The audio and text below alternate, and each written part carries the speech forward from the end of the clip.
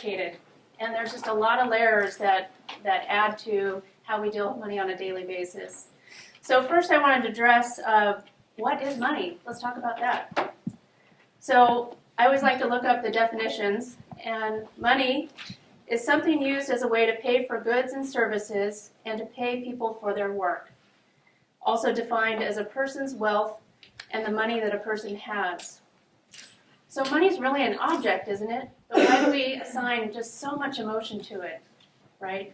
I mean, there's just a lot of fuel, emotional tension. You're probably, nervous about even this talk today and worried about your money.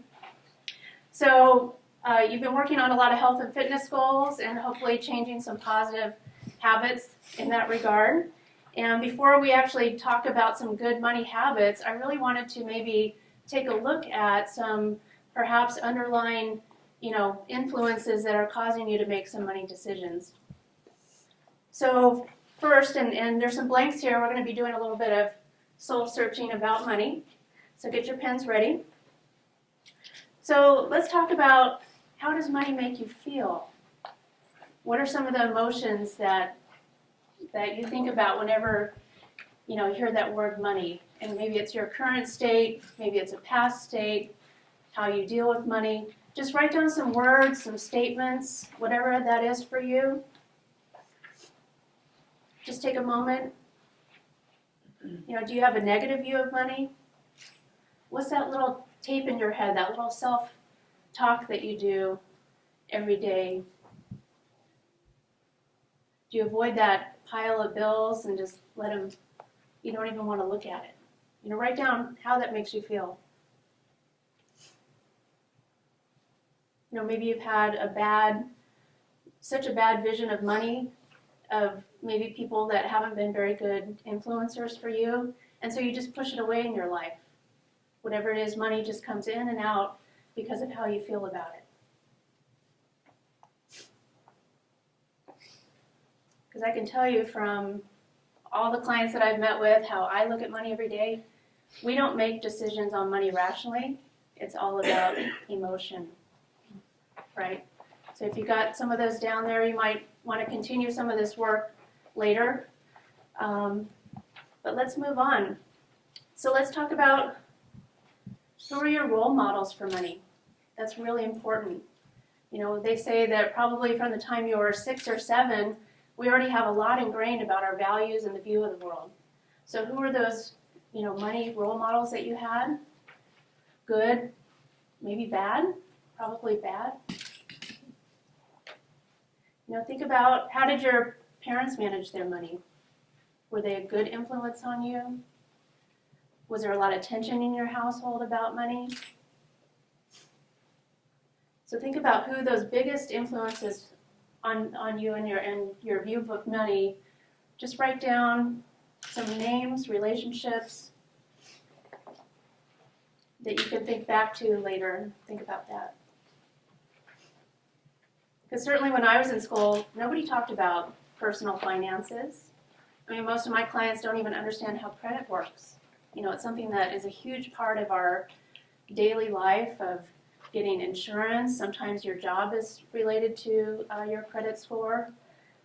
Those are just things that we're not taught in school, and that we're making all these mistakes and learning by those mistakes. So hopefully that's changing. I hear that personal finance is becoming something they're thinking about in schools a little bit more seriously. All right, so what relationships do you have that are negatively affected by money?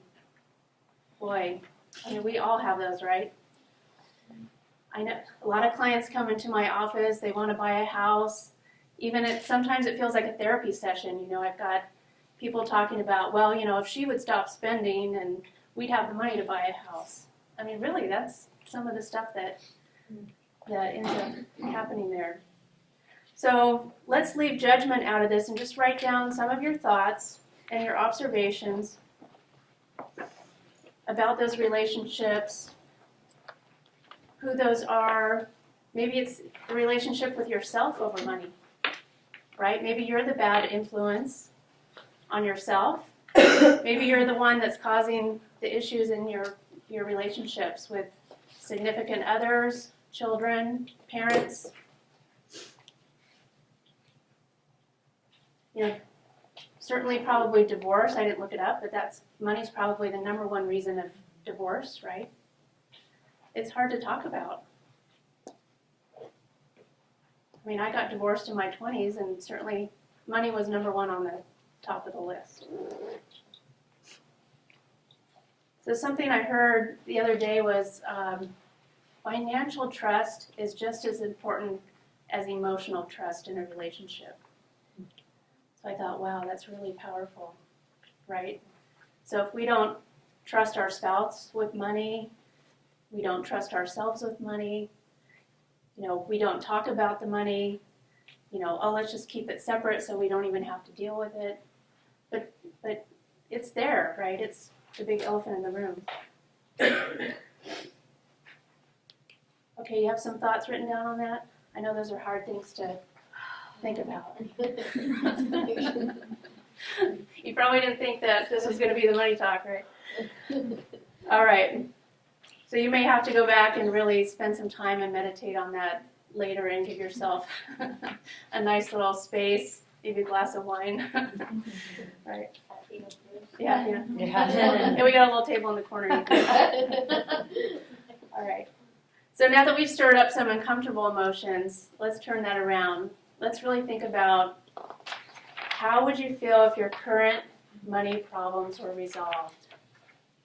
Wouldn't you feel like your shoulders just like, wow, just all that weight is off, right? So write down, how would you feel if those emotions, so let's think about those positive emotions, how you would feel if those were resolved. And I wanted to do that little exercise that was really for you to maybe just think deep down, what's really holding me back? I was thinking when she was doing her talk about the lymph, right? Well, is your money lymph system, is there something that you need to cleanse? Is there something blocking you? A lot of it's emotion, right? I know I've had a lot of stress lately, right to my lower back. It's that emotion, it just feels in your body. So think about those things and recognize and give yourself the space and the courage to really explore those a little bit further so that you can move and figure out where your little money lymph system's a little blocked. Okay. So now, everybody just take a deep breath. That was a lot of courage, so I'm not going to make anybody share. It's really just for you. Everybody's different. You don't need to look at anybody else's notes.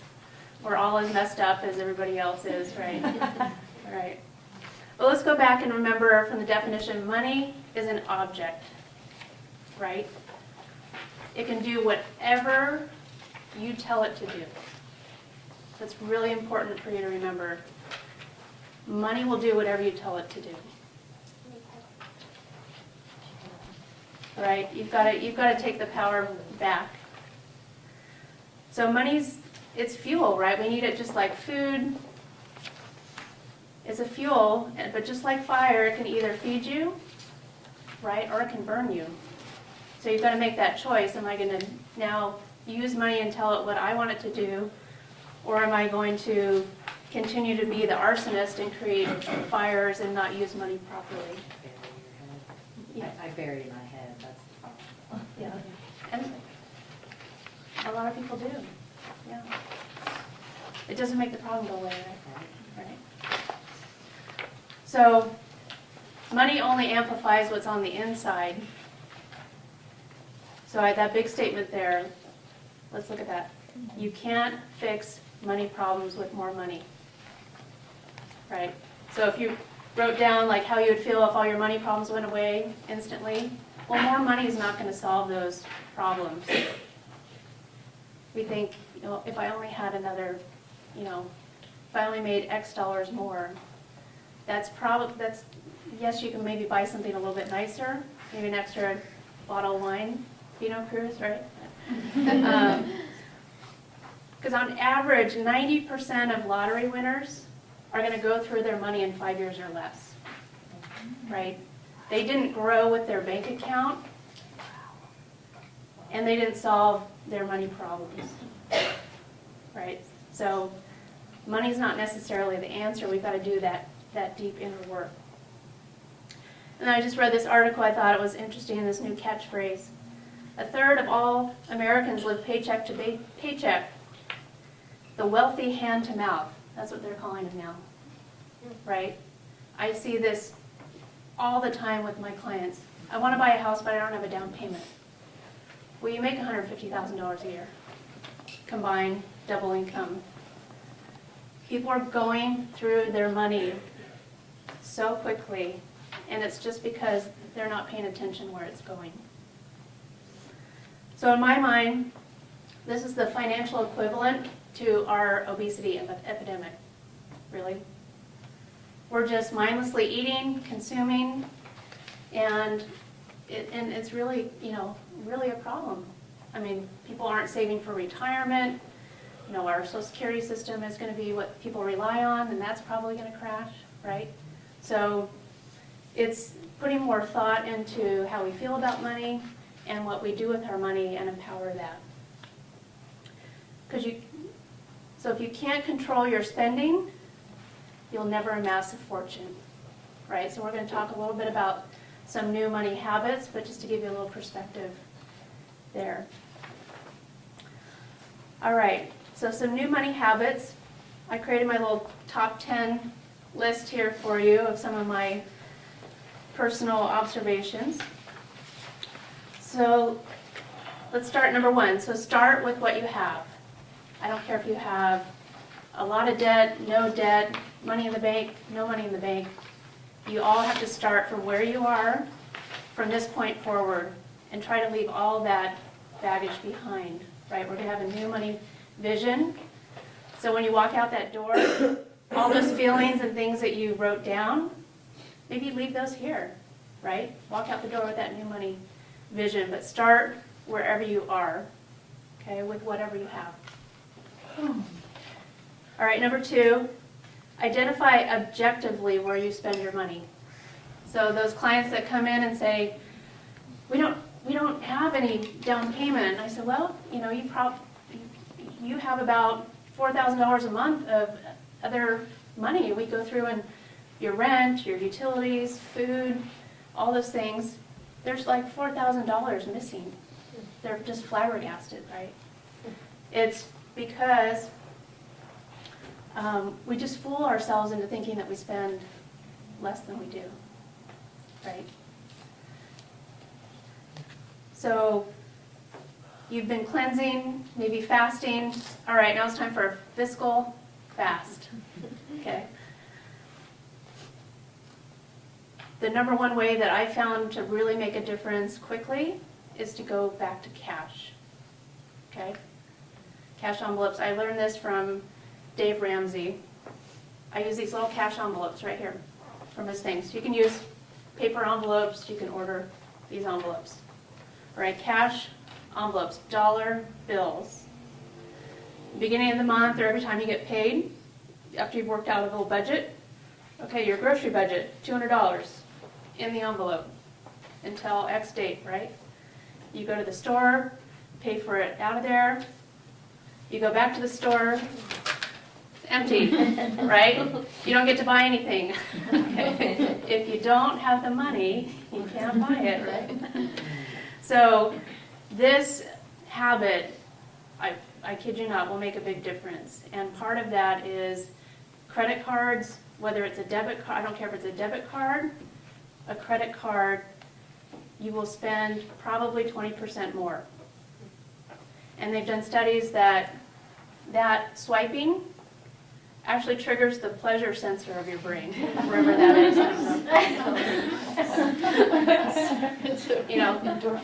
Really smart people have figured out how we work, right? We're all mindless drones, swiping our cards. Cash, pain sensor of the brain. Right? Right? And for me, it was very visual. Gosh, okay, I only have $50 left. There's 10 days left in the month, right, till I get paid again. Very visual, okay? This was instrumental, I kid you not, I had over 6 figures worth of debt. 2009. Paid it off in about a year and a half. This was my #1 trick. Will change your life. So you'll use that for food, rent, entertainment, different. I would start with the discretionary, so, I've got a little budget. You do your rent, your utilities, all those things are gonna be, cable, I'll maybe cut the cable. Discretionary things, it's paying attention to the eating out, groceries, entertainment, whatever else, those things. If you just tried those 3 areas, groceries is probably the #1, right? And we're busy. We're busy, go to New Leaf. Go to New Leaf. Staff of Life. Get a juice. Starbucks, right? Swipe, swipe, swipe. It's only $5, only $10. I had a family. I said, do you realize you're spending $2,000 a month at Kelly's and New Leaf? Swipe $10, swipe $10. They had no idea. If I'd asked them how much they spent at Kelly's and New Leaf, they probably would have told me $500. Maybe even that. Right, okay. So get a white envelope, carry it around. Obviously you don't want to carry around huge amounts of cash, right, with you. But maybe do a 2 weeks budget or keep some at home, have a master envelope, and then that week lot yourself out. The really great thing with cash too, nobody's going to sell your credit card information at whatever, XY Target, Target. And they won't be data profiling you on every little thing you bought. So a little bonus there. Question. Mm-hmm. About per person, about how much do you think we should spend a month on groceries? I think that's relative. I mean, you've got to take a look and go back and look at what your resources are. I mean, obviously, if you're 2-income family with no kids, it's going to be very different. I try to eat organic, so my grocery bill is probably a little bit higher because I have that extra income that I can allocate that to. So you've got to look at, I'm not sure what percentage-wise, maybe 15-20%. That would be my guess. Okay. I'm not a financial planner by sense of, telling you how to create those numbers. But, of what's important to you based on your values, things like that, and what your resources are. If you're overspending in an area and you're overspending each month, you've got to look at somewhere to cut that out, right? You could probably Google what an average, allocation of clothing, groceries, stuff like that, I guess. If I could chime in on Marissa's food, this woman who makes food for food campers and things, I find it's really helpful too because it's a flat fee per month and you're getting most of your food. So Absolutely. just for those people who are kind of feeling like they're spending a lot of money on food or always doing that, having her food constantly, lasts me up to almost 5, 6 days, and then the other food is nominal. Yeah, I have enjoyed her meals before, Yeah. and I found that would turn into dinner and for my significant other and I, and lunch for 2 days each one. So that was pretty economical. Yeah. All right, so let's move on. But please put the cash envelopes as a priority, just while you're on the challenge, maybe give it a try, see how it can really change your habits. Did you say they sell those where you can tally the document on the envelope? You can, but really, here. Really, if you just took a white envelope, Yeah.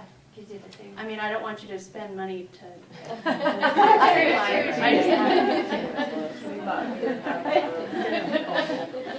I call it the debt by 1,000 swipes, is we're just busy swiping the card and not tallying up the total at the end of the month. All right, so as part of that, I want you to write down some small expenses that you think are part of your daily, weekly activities that you think are causing some grief in your checking account or credit card statements.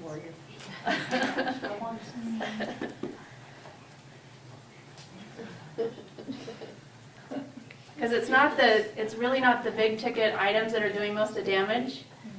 It's the afternoon, gotta have that Frappuccino break or whatever that is. The iTunes store. The iTunes store. But there's a way to build that daily coffee drink in if you cut other things, right? Like it's evaluating what's important to you, right? I mean, you have to decide what you can cut and what you can't. It's like part of my everyday, I like going and go to pizza and I get, but that's $5 every single day. You're a bad girl. I know. It's just what I do. It depends on your goal. Everybody else. It is. Right. There's no right or wrong answer. There's no judgment. It's are you where you want to be with your money? And if that's where you want to spend your money and that's important to you, that's great that you've evaluated, I'm not compromising here. But there's If you other have places you can't. 50,000 of student loan and a bunch of credit card debt, I might say, you know what? Make a cup of coffee. Yeah. It's how much? 50 cents, $1 for Right, the healthy coffee, right? right. 60 cents. Yeah. Maybe it's just that you wanted to get up out of your desk and take a walk and go get a coffee or whatever it is. Try substituting that new routine for something else. Do a little gratitude walk, or I guess we're supposed to slough off in the middle of the day now and drip oil on our head, right? Try to give that a try. So it's evaluating priorities. Evaluating priorities. It's important. But it's- What can we change if we need to? But Exactly it's- what you're saying. But it's if you're struggling and you can't sleep at night with a lot of debt, there may be a little bit of pain in these routines that you know, it may not seem like much damage, right? But it's that little incremental thing. It's we're trying to lose weight on the challenge or whatever our fitness goals. You know, if I cut out, okay, well, the 2 glasses of wine I have every night would be 500 calories, right? Over a week would be a whole pound. Right? It's do I want to lose the pound or give up, probably not the wine. Something else.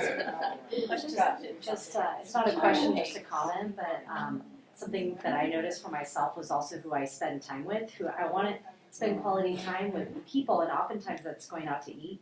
Yes. And my sister left town, and I didn't realize how much money I was spending, because when we would hang out, it was always food oriented. Absolutely. And I'm like, I saved so much money in a year's time because my sister doesn't live in town anymore. It's kind of wild. So if she does move back to town, I'm like, we need to hang out and do something else besides always going out to eat when we catch up. Right. But Go for a hike. I mean, Yeah. and I went to cash, and I'm blown away at how much my money has grown. And I'm not even, my cost of living has gone higher, but I have so much more money in the bank in the last 2 years, it's kind of blown me away. I haven't gotten a raise, so. Yeah. it's all Do a you do little- separate envelopes for like your groceries and your spending? No, I expenses, just or- have a cute little, beautiful little purse that I have cash in, and I only pay for things in cash, and I'm very aware of it by the end of the month. And I tend to have way more than I expected at the end of the month. It gets better as I go on. Right. So, because I don't have a lot of spending that's random anymore, so. And the reason to track too is it's just like doing a little food journal, right? Of keeping track of what we're eating, because we're just stuffing, in our mouth. Same thing. I don't use the cash envelopes really that anymore, but I also don't have any debt. But I do keep track on a little app. So I go, okay, for the month I know I can spend X number of dollars on any given thing, and I keep a tally on my little app. Pocket Budget, I think is what I use. There's lots of them out there. And every time I spend some money, I just keep tabs, and it keeps a little month for me, so I keep a little mental tally of that. What app do you like, did you say? Again, I'd start with the cash, and then convert once you get the habit in place. There's lots of them out there. I have his pocket budget. What? Mint.com. Mint, yeah. Yeah, so there's lots of help out there. What's that? Yeah, mint.com has takes your bank accounts and budgets, you can do a lot planning with that. All right, let's move on. So number 4, develop a counterculture attitude. Right, so we talked about people mindlessly spending their money. You've got to stop playing into all the commercialism that's going on and out there. So just say the Joneses, you won, right? Declare them the winner. Or you don't need to compete with the Joneses anymore. Right? It's probably all mirage. They're all having the same financial struggles. They just paid for that flat screen TV on a credit card anyway, right? So who are we really competing with? So we're such a stuff culture. All that stuff. I mean, do we really need all that stuff? We end up just feeling bad that we have all that stuff. And then we have to have someone come over and declutter and organize and feng shui our place because we have all this stuff, right? We have so much stuff, we even get a storage unit. Fill that with stuff, right? So we're trying to unwind all that behavior. We don't really need this stuff. We need to address why we think we need that stuff or what we're trying to replace with that stuff. All right, so number 5, fall in love with what you already have. All right, so go in the closet. There's stuff still with tags on it you haven't even worn, right? So number 1, do you even know what you have? Right? Do you really need that other pair of shoes? I know you want them, but there's not even room in your closet for another pair of shoes, right? Sheryl Crow has a song, it's not about getting what you want, it's about wanting. There you go. Thank you. Yeah. So fall in love with what you already have. Okay, number 6, give your children, I say and yourself, because you're your own inner child, what they need and not what they want.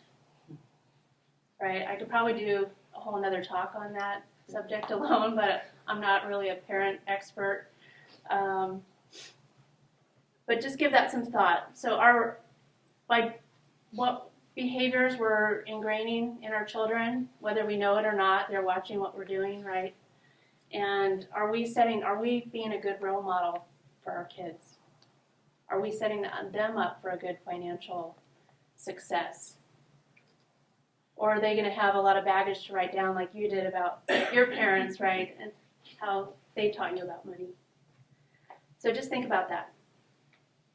And then reevaluate gift giving. That is there's so much competition around that. I mean, birthdays, Christmas, weddings. Now it's these destination weddings. You got to go to the bridal shower in Vegas or the Bahamas, and then you got to go to the wedding, which is down, it's thousands of dollars.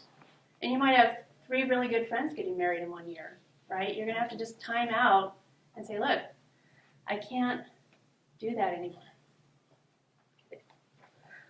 All right, so think about that. How do you get creative? Do some other things. Number 8, put a name to every dollar you bring in.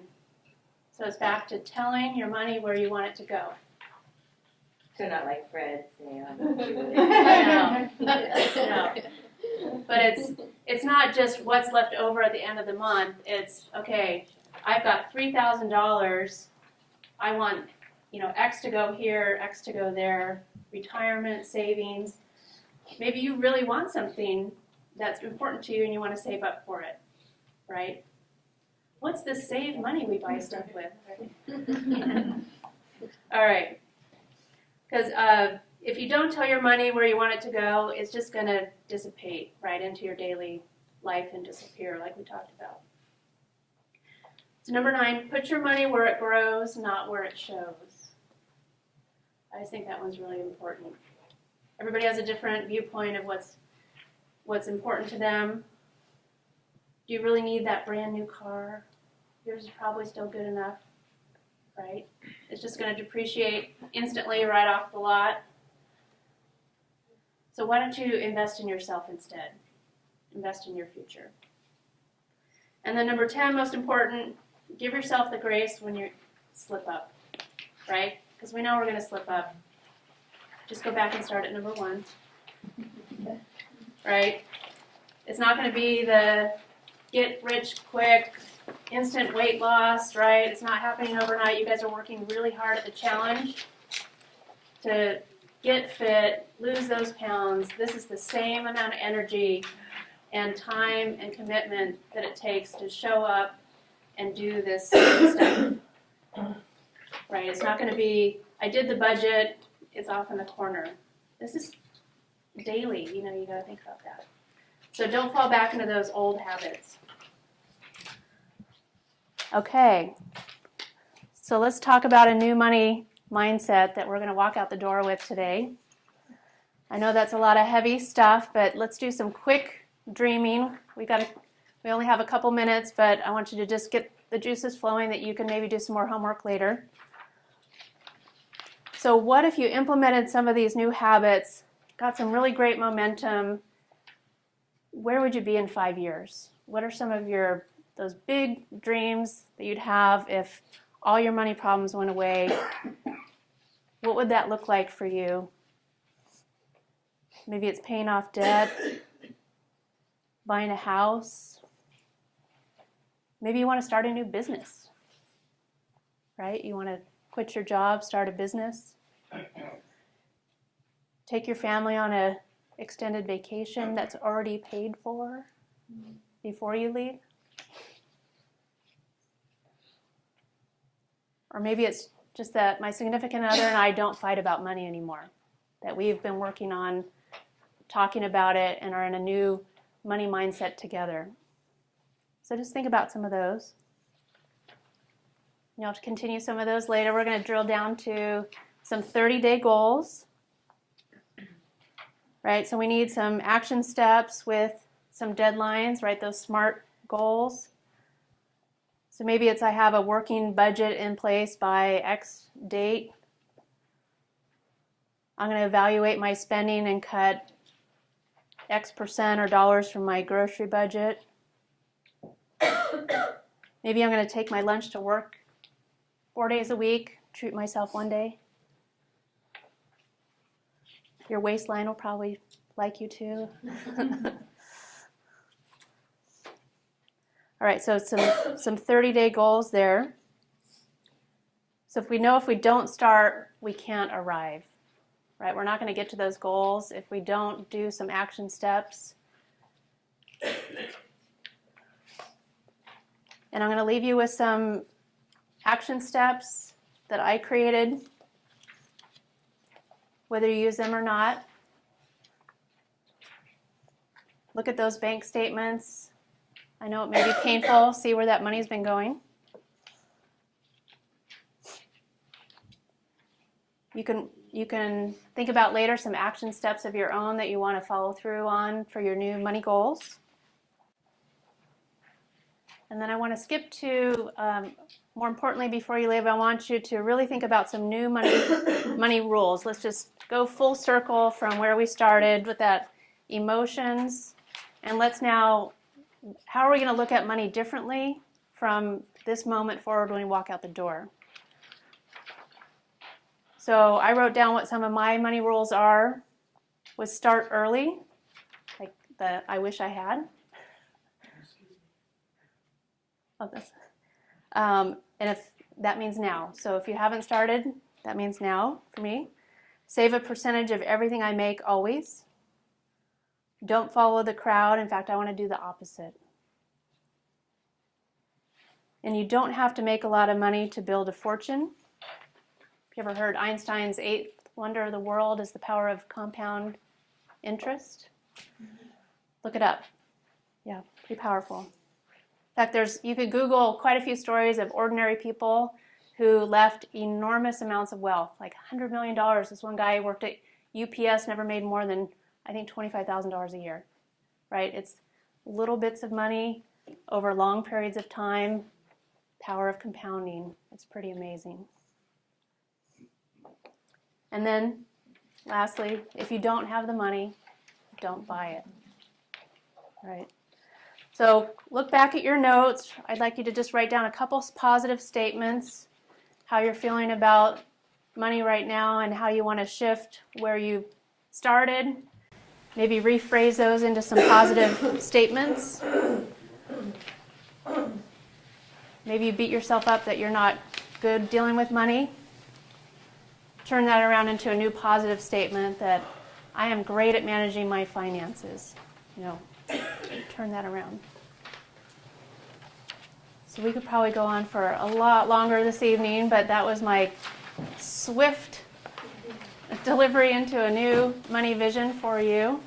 And my goal for you is to really embody that new money vision for your own dreams that you wrote down, for your own future, and to just leave those negative feelings behind when we leave tonight, and just give yourself permission, pat on the back that you can do this, and move forward and create that new money vision. Because remember, money can do whatever we tell it to do, right? So thank you, Lita, for having me tonight and for allowing me to share some of my money wisdom. Like I said, it's from a lot of mistakes on my own, and I'm happy to talk to you individually after. My email's in there if you ever have questions, just need a little bit of help. I mean, I do mortgages for a living, but I do end up helping people by default with a lot of money things. So I incorporate this into some of my practice for those who need it. And if you just have a little question or need some inspiration, just shoot me a little email and I'd be happy to get back to you. So Where's your email? She's got Yeah, her yeah. And so thank you. Yeah.